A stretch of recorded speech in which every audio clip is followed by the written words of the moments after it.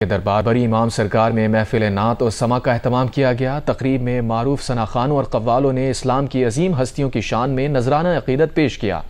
آخر میں پاکستان اور امت مسلمہ کے لیے دعا کی گئی۔ مزید بتا رہے ہیں زرغون شاہ۔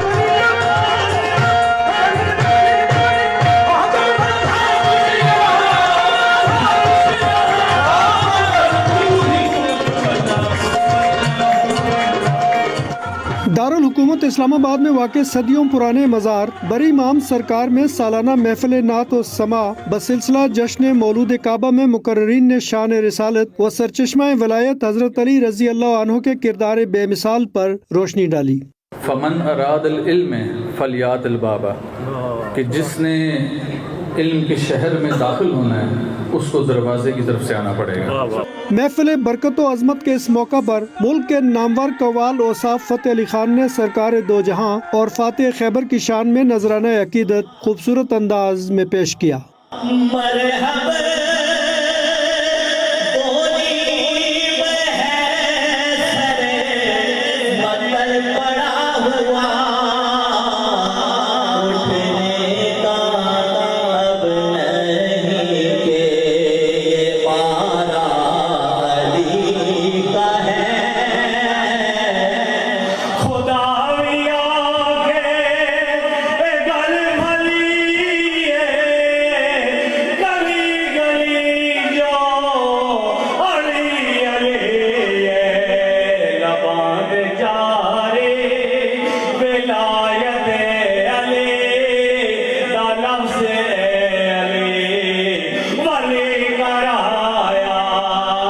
بری امام سرکار میں منعقدہ سالانہ محفل سما میں نعت خوانوں نے بھی اپنی مدھر آوازوں میں دل اور روح کو تازگی بخشنے والی نعتوں سے شرکائے محفل کو محظوظ کیا۔ کیمرامین ساجد طارق کے ساتھ زرغون شاہ، جیو نیوز، اسلام آباد۔